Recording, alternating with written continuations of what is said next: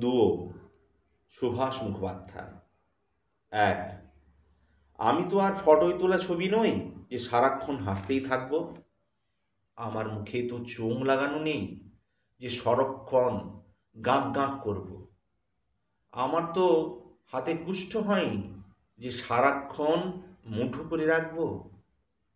দুই, জামার নিচে পইতে আর আস্তিনের তলায় তাবিজ ঢেকে এক নৈকস্য কুলীনের ছা আমাকে পরিষ্কার বোঝালো দুনিয়াটাকে কিভাবে বদলাতে হবে।